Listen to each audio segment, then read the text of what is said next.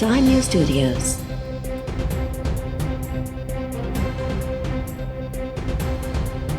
You are watching 9 PM Bulletin. Imran Khan Niazi की हुकूमत मुकम्मल तौर पर नाकाम हो चुकी है और मज़ीद इस हुकूमत का रहना इस मुल्क के लिए, इस मुल्क की मईशत के लिए, इस मुल्क के अवाम के लिए वो किसी भी ख़तरे से कम नहीं है। जिस तरीके से इमरान खान की सिलेक्टेड हुकूमत हर पाकिस्तानी का सेहत और ज़िंदगी के लिए ख़तरा बन चुका है, मुआशी सूरत हाल के लिए ख़तरा बन चुका है। अब सारे पाकिस्तान में जो अपोजिशन जमातें हैं, पाकिस्तान के जो अवाम है, हम सारे के सारे एक पेज पे कि हमें इस सिलेक्टेड को निकालना पड़ेगा। हम सब दुआ गो है कि ईद के बाद जो हमारा लेबर कमेटी का मीटिंग होगा, जो हमारा APC के मीटिंग होगा, उससे पाकिस्तान के अवाम के लिए खुशखबरी निकलेगी। जहाँ तक हमारा इन हाउस चेंज की बात हो या मिड टर्म इलेक्शंस की बात हो, ये सारे ऑप्शंस मैं समझता हूँ मुख्तलिफ जमातों की तरफ से हमने टेबल पे डाले हैं। हम मुसलसल 2 सालों से एक बात बड़ी वजाहत से कर रहे हैं कि कौम का, आम आदमी का वोट का मैंडेट चोरी किया गया है। पहले अवाम को वो अमानत वापस की जाए। ओपोजिशन PTI सरकार के मुल्क ऐं क़ौम लाइ ख़तरो करार ॾींदे ईद खां पोइ ख़ुशख़बरी ॾियण जो ऐलान करे छॾियो। ओपोजिशन हुकूमत ख़िलाफ़ संदरा वधी वरिता। बिलावल भुट्टो ज़रदारी जी मौलाना फज़लुर रहमान ऐं शहबाज शरीफ़ सां धार मुलाक़ात। मीडिया सां ॻाल्हाईंदे बिलावल चयो त वज़ीर आज़म खे घर वञणो पवंदो, जंहिं लाइ क़ौम हिकु पेज ते आहे। इन हाउस तब्दीली ऐं मिड टर्म इलेक्शन समेत मुख़्तलिफ़ ऑप्शन्स मौजूदु आहिनि। जेतिरा NROs PTI हुकूमत ॾिना आहिनि, ओतिरा कंहिं बि हुकूमत नाहिनि ॾिना। शहबाज शरीफ़ चयो त मौजूदा सरकार जो वधीक इक़्तिदार में रहणु ख़तरे खां घटि न हूंदो। मुल्की हालतूं सुधारण सिलेक्टेड हुकूमत जे बस जी ॻाल्हि नाहे। ओपोजिशन कॾहिं बि हुकूमत खां रिलीफ जी ख़ैरात नाहे घुरी। नैब कानून सभिनी ते लागू थियणु घुरिजे। मौलाना फज़लुर रहमान चयो त गुज़िरियल इलेक्शन में अवाम जो चोरी कयल मैंडेट वापसि ॾिनो वञे। समूरनि ओपोजिशन जमातुनि खे हिकु पेज ते आणींदासीं।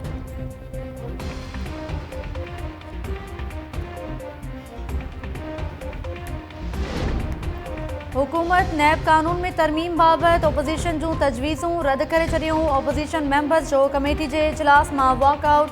मीडिया सां ॻाल्हाईंदे शाहिद खाकान अब्बासी ऐं शेरी रहमान चयो त हुकूमत खे ख़बरदार कयो आहे त हीउ बिल मंज़ूर थियण सां मुल्क आमरीत जे वर चढ़ी वेंदो।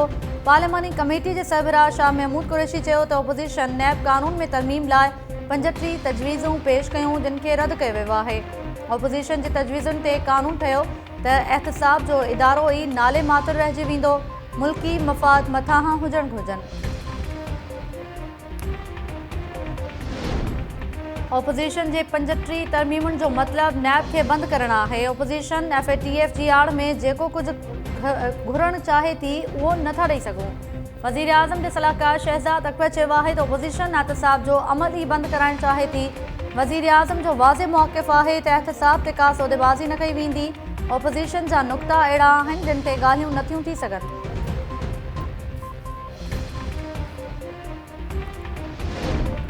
अॻूणे वज़ीर आज़म नवाज़ शरीफ़ जी ताज़ी medical report Lahore high court में पेश। अमजद परवेज़ एडवोकेट तरफ़ां हाई कोर्ट जे रजिस्ट्रार वटि पेश कयल रिपोर्ट में चयो वियो आहे त कोरोना नवाज़ शरीफ़ लाइ मौतमार थी सघे थो। प्लेटलेट्स जी घटिताई, शुगर, दिल ऐं गुर्दनि जे आर्ज़े सबबि डॉक्टर्स नवाज़ शरीफ़ खे अस्पताल भरिसां तरसण जी हिदायत कई आहे। नवाज़ शरीफ़ जो लंडन खां ॿाहिरि निकिरणु संदसि सिहत लाइ ख़तरनाक थी सघे थो।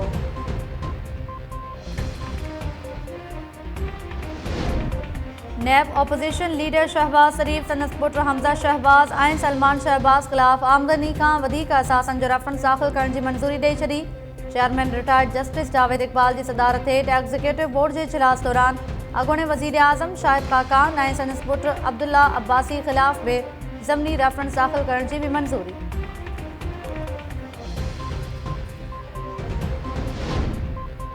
वफ़ाक़ी काबीना 10 लख टन कणिक परॾेह मां घुराइण जो फ़ैसिलो करे वरितो। वज़ीर आज़म जी सदारत हेठि काबीना जे इजलास में खंडु ज़ख़ीरो कंदड़नि ख़िलाफ़ सख़्त कार्रवाई करण जो बि फ़ैसिलो। मेंबर्स तरफ़ां कोरोना खे मुंहुं ॾियण लाइ हुकूमती क़दमनि जी वाखाण। वफ़ाक़ी काबीना पेट्रोल बहिरान जी जाच लाइ कमीशन जोड़ण जी बि मंज़ूरी ॾेई छॾी।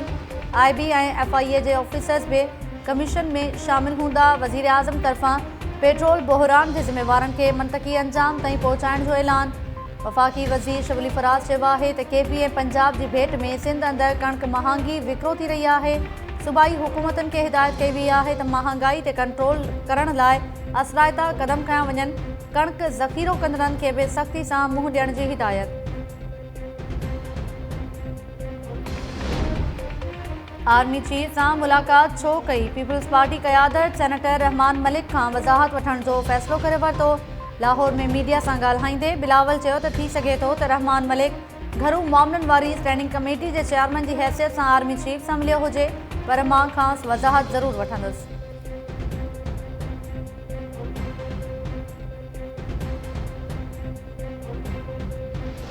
और जो कराची की जो सूरत हाल है इस वक्त लगता ये है कि वहाँ पे कोई हुकूमत ही नहीं है। तो ये हमारा सवाल तो बनता है पूछना कि हम इनसे माजी की हुकूमतों से पूछें या जिनकी अभी भी हुकूमत है कि उन्होंने इतने अरबों खरबों के जो प्रोजेक्ट्स थे, जो फंड्स दिए गए, वो किधर गए।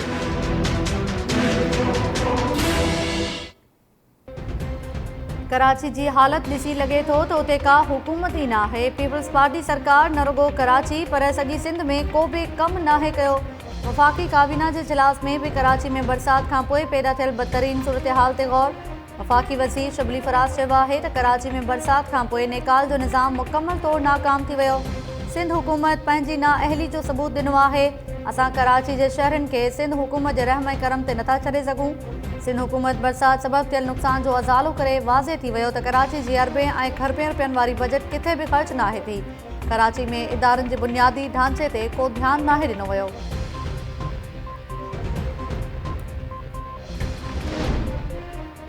कराची में पाणी जे फितरी लंघण ते अदावतूं कयूं वयूं। नालनि ते हद दख़लियूं हुजण सबबि बरसाती पाणी नेकाल न थी सघंदो आहे। बरसात जी सूरत हाल जो जाइज़ो वठण लाइ इजलास दौरान वॾे वज़ीर मुराद अली शाह चयो आहे त रुगो नालनि जी सफ़ाई मसइले जो हल न आहे। बरसात खे मुंहुं ॾियण लाइ लोकल बॉडीज़ वटि SOP हुजणु घुरिजे। कराची में बरसात बाद कुझु नाला बंदि थियण मसइला पैदा थिया। वॾे वज़ीर लोकल गवर्नमेंट ऐं आबपाशी खाते खे ख़राब थियल रोड्स जी डिज़ाइन तयारु करण जी हिदायत कंदे चयो त बरसात दौरान जिन इलाइक़नि में घरनि अंदरि पाणी दाख़िल थियो उन जी रिपोर्ट ॾिनी वञे।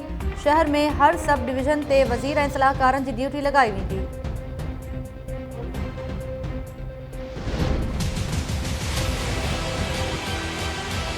सूबे सिंध के बल्दियाती मिनिस्टर नासिर शाह सईद गनी साहब, 1.25 अरब रुपए जो आपको वर्ल्ड बैंक से मिला, वो पैसा गया कहाँ? वो किसके जेबों में गया? उसका जरा बंटवारा तो हमें बता देंगे। वो 1.25 अरब रुपए वर्ल्ड बैंक की ग्रांट कहाँ गई है? हम एक लेटर लिखने लगे हैं वर्ल्ड बैंक को कि इसकी तहकीकात कराई जाए। आपके मिनिस्टर शर्जील मेमन, जाम शोरो, नासिर शाह, सईद गनी, ये जो पूरा ग्रुप है 5 बंदों का, यही तो चला रहे हैं पूरे सूबे को, यही तो जिम्मेदार हैं। इनकी DMCs इन नालों में कचरा खुद फेंकती है ताकि फिर फंड्स निकले और फिर सफाई हो। ये हाल है पाकिस्तान पीपल्स पार्टी का। बिलावल जरदारी, ये तुम्हारी हुकूमत है। बिलावल जरदारी, आपने कराची के साथ एक सौतेली माँ वाला सलूक करा है। सिर्फ कराची नहीं, लड़काना का भी आपने ये हाल करा है। बिलावल जरदारी, पीपल्स पार्टी के किसी मर्द के अंदर दम नहीं है कि वो मिनिस्ट्री चला सके। पीपल्स पार्टी के मिनिस्टरों को दुपट्टा ओढ़ाएं, चूड़ियां पहनाएं और घरों में बिठाएं। इन्होंने जो सूबे का हाल किया है, शर्म से डूब मरने का मुकाम है इनके लिए। मुराद अली शाह साहब, चीफ मिनिस्टर साहब, आप हमें नजर नहीं आ रहे। आपकी गुमशुदगी के हम क्या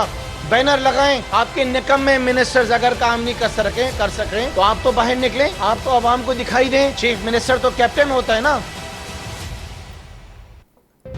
पीपल्स पार्टी हुकूमत रुगो कराची न समूरी सिंध में तबाही करे छॾी आहे। पीपल्स पार्टी जे वज़ीरनि खे चूड़ियूं ऐं पोती पाराए घर में विहारियो। हुकूमत हलाइण संदन वस जी ॻाल्हि न आहे। PTI MPA जी कराची में बरसात खां पोइ बदतरीन सूरत हाल ते पीपल्स पार्टी हुकूमत मथां छिती तनक़ीद। पुरम शेज़मान नालनि जी सफ़ाई लाइ जारी थियल $1.25 अरब जी ऑडिट कराइण लाइ वर्ल्ड बैंक खे ख़त लिखण जो ऐलान कंदे चयो आहे त 12 साल गुज़रण बावजूदि पीपल्स पार्टी सरकार न नाला साफ़ कराए सघी ऐं नई हद दख़लियूं हटाए सघी आहे। शर्जील इनाम महमूद जाम शोरो, सईद गनी ऐं नासिर शाह जो ग्रुप सॼो सूबो हलाए रहिया आहिनि। लॻे थो मुराद अली शाह साहब जे गुम थियण जा पोस्टर्स लॻाइणा पवंदा। मुराद अली शाह साहब, तव्हांखे गुजर नाले ऐं भरपासे जे घरनि जा बि दौरा कयो जिते घर ॿुॾी विया आहिनि।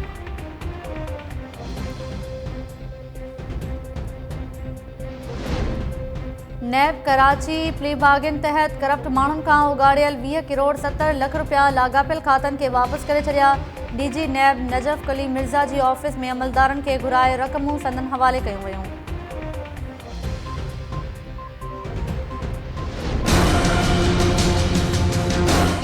आबादी आहे उन में 25 माण्हू बचा नहीं हिननि जा बैंक भरिया पिया अथई असां ज़ुल्म वधियो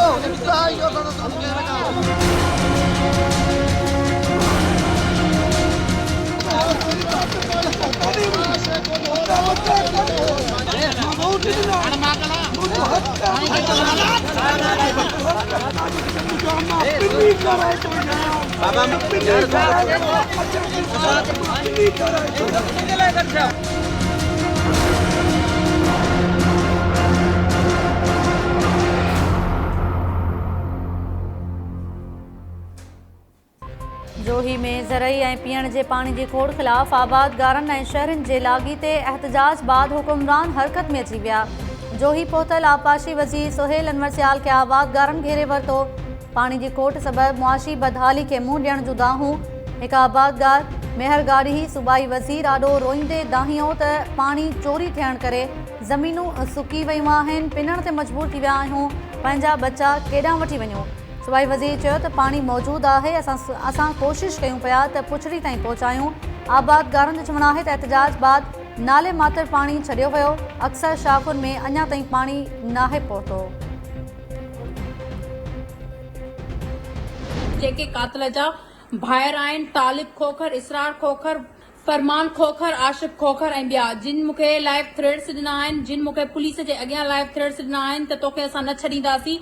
ऐं अॼु उहे जेके आहिनि उहे आज़ाद वेड़ा घुमनि। मां अपील थी कयां आलनि इदारनि सां, मां अपील थी कयां चीफ ऑफ जस्टिस सां, मां अपील थी कयां IG सिंध सां त मूंखे जल्द खां जल्द जेको आहे इंसाफ़ फराहम कयो वञे। जिन मुंहिंजी माउ खे बेदर्दीअ सां क़त्ल कयो आहे, जिन मुंहिंजी माउ खे सरेआम मुंहिंजे साम्हूं क़त्ल कयो आहे, जंहिंजी आई विटनेस ख़ुदि मां पाण आहियां, जंहिं क़त्ल कयो आहे, उन्हनि मूंखे अॼु सरेआम धमकियूं ॾिनियूं आहिनि पुलिस अमले जे साम्हूं।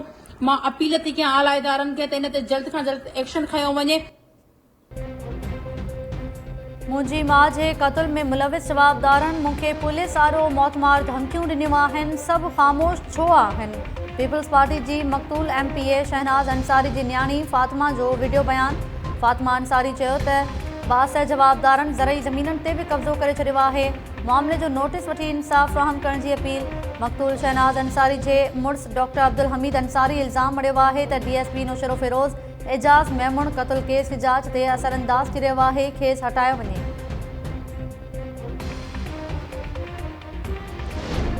सिंध में कोरोना वधीक 10 मरीज़नि जूं हयातियूं गिड़काए वियो। 571 नवां केस ज़ाहिर थियण बाद सूबे में वायरस सटियलनि जो अंग वधी 1,19,398 थी वियो। वॾे वज़ीर मुराद अली शाह कोरोना जा नवां अंग जारी कंदे चयो आहे त कराची में 244, सखर में 26, दादू में 25 ऐं ख़ैरपुर में 24 नवां केस ज़ाहिर थिया। घोटकी में 23, हैदराबाद ऐं शिकारपुर में वधीक 21 ॼणा वायरस जो शिकार। नौशरो फिरोज़ में 20, कश्मोर में 18 ऐं सांगड़ में 16 नवां केस आहे।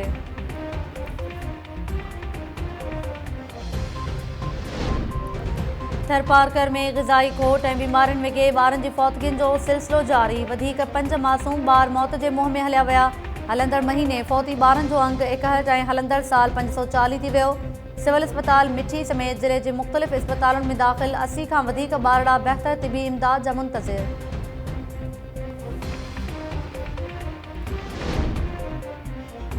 मीरपुर साकरो में ज़रई पाणी जे खोट सबबि सारियुनि जो फसल तबाह थियण जो ख़दशो। सिंध हाई कोर्ट DC ऐं मुख़्तियारकार सूधो ॿियनि धुरनि खां जवाब तलब करे वरितो। अदालत आबादगारनि जी दरख़्वास्त ते 19 अगस्त ते हर सूरत में जवाब जमा कराइण जो हुकुम ॾींदे चयो आहे त हारियुनि वटि फसलुनि लाइ पाणी नाहे ऐं माण्हू हिते फिश फार्म ठाहे रहिया आहिनि। AG साहब ॿुधायो त आबादगारनि सां ही छा थी रहियो आहे। दरख़्वास्त गुज़ार मौक़िफ़ इख़्तियार कयो आहे त बास पेरू शाह, जलाल शाह ऐं ॿिया संदन हिसे जो पाणी बंदि करे फिश फार्म भरींदा आहिनि। वक़्तु सिर पाणी न मिलण सबबि संदन फसल तबाह थी वञनि था।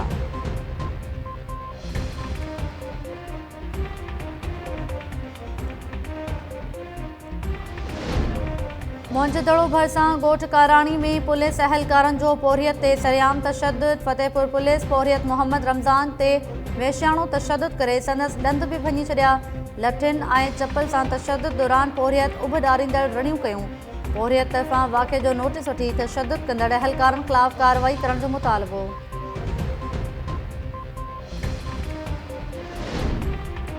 ऐं सिंध जी तारीख़ ऐं जियोग्राफी जो ॼाणो भिटाई जे पंधनि ऐं पेचरनि खे पंहिंजी दिलि में लीके रखंदड़ शाह साईं जो पारखो ऐं हाफ़िज़ नातो फ़क़ीर लुंड कढण वेझो ॻोठ शेखाणी घाड़े में 110 वरनि जे ॼमार में लाॾाणो करे वियो।